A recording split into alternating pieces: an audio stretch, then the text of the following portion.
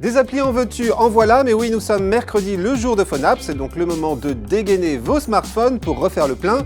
Avec cette semaine au menu, entre autres, 2 applications pour les accros aux réseaux sociaux, et je crois savoir que beaucoup d'entre vous en font partie. Mais bon, je ne vous en dis pas plus, le mieux c'est d'entrer tout de suite dans le vif du sujet. Bonjour et bienvenue à tous.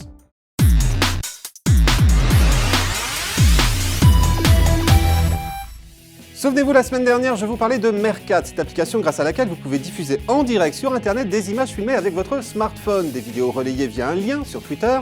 Eh bien, il n'aura pas fallu attendre longtemps pour que Twitter, justement, riposte avec sa propre application. Je veux parler de Periscope. Vous avez envie de partager un événement de votre vie avec vos petits followers, comme dirait Pepe Garcia, inscrivez-vous sur Periscope. Cela ne vous prendra que quelques secondes, pour peu que vous ayez déjà un compte Twitter. Et puis ensuite, touchez le bouton au milieu de la barre d'outils située en bas de votre écran. La première fois, autorisez Periscope à accéder à la caméra, au micro et au GPS de votre smartphone.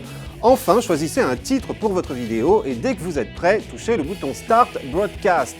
Votre vidéo apparaîtra alors dans la liste des lives de Periscope et n'importe qui pourra donc la regarder, à moins que vous n'ayez décidé de ne la diffuser qu'auprès de certains de vos contacts sélectionnés préalablement.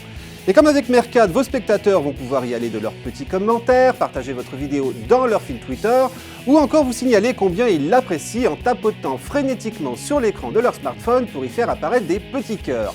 Et quand vous en avez assez, eh bien il vous suffit d'interrompre votre broadcast, celui-ci demeurant néanmoins accessible en différé pour tous ceux qui ont loupé le direct, à moins que vous ne décidiez alors de l'effacer.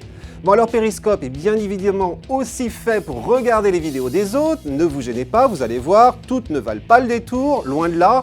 Mais bon, certains utilisent manifestement cette appli pour assumer leur penchant exhibitionniste et c'est parfois plutôt cocasse. Periscope a essayé donc sans plus attendre sur votre iPhone, cette application étant gratuite, ou sur votre Windows Phone en utilisant son clone qui s'appelle Telescope. Une appli qui n'avait pas échappé non plus à Pierre-Richard Pozzi qui est venu m'en parler sur Twitter. Utilisateur de Facebook, vous avez sans doute l'habitude de papoter avec vos amis avec l'application de messagerie instantanée Messenger.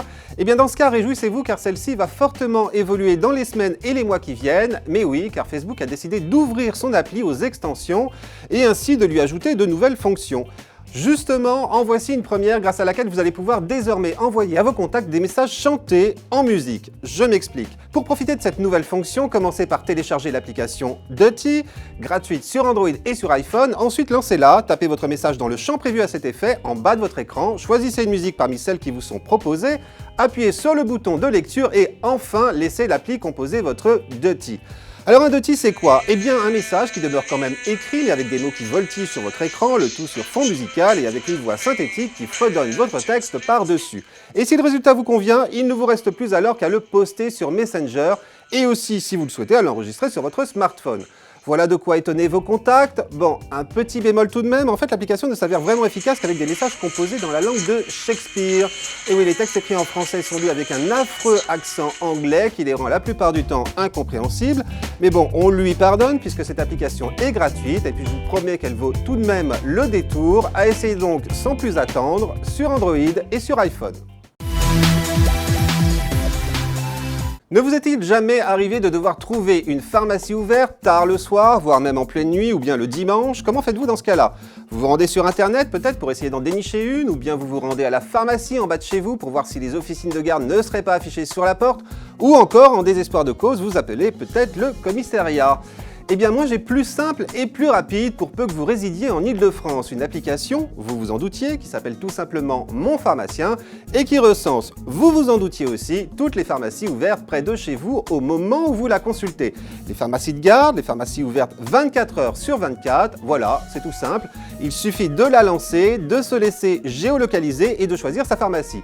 En plus, pour les cas d'urgence extrême, Mon Pharmacien recense aussi les numéros de SAMU, de la police, des pompiers, du centre anti-poison, mais aussi de différents services d'écoute ou d'information, Infogrippe, Fil Santé Jeune, Sida Info Service, Hépatite Info Service, etc., etc. Des numéros dont je ne vous souhaite pas d'avoir besoin, mais qu'il est toujours utile d'avoir sur soi. Enfin, sachez que si vous constatez des erreurs dans cette application, mauvais horaire ou pharmacie non référencée par exemple, vous pouvez le signaler à ses concepteurs qui s'empresseront de les corriger. Voilà, Mon Pharmacien est une application simple et utile, qui plus est gratuite et disponible sur Android et sur iPhone. Les Windows Phone, eux, devront se contenter pour le moment de se rendre sur le site web mobile monpharmacien-idf.fr.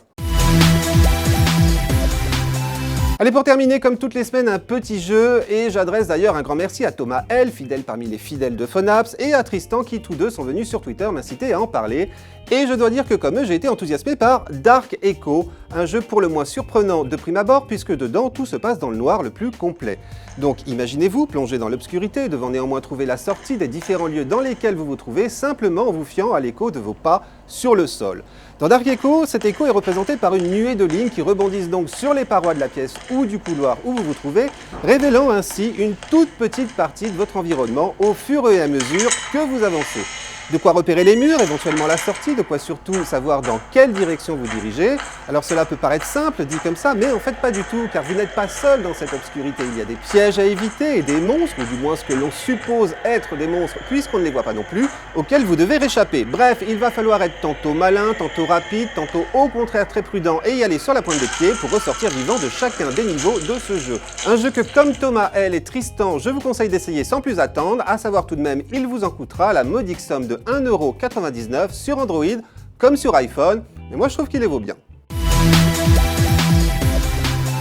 Et voilà, c'est tout pour cette semaine. En tout cas, c'est tout pour Phonaps, car nous nous retrouvons bien évidemment vendredi dans le club de la presse IT de quoi je me mail, toujours sur 01net TV. En attendant, n'hésitez pas à venir me voir sur mon Twitter et ma page Facebook pour me faire part entre autres des applis dont vous aimeriez que je parle dans un prochain numéro. Et puis on se retrouve naturellement aussi dans le magazine 01net, en kiosque, je vous le rappelle, un mercredi sur deux pour refaire le plein d'applis, mais pas que.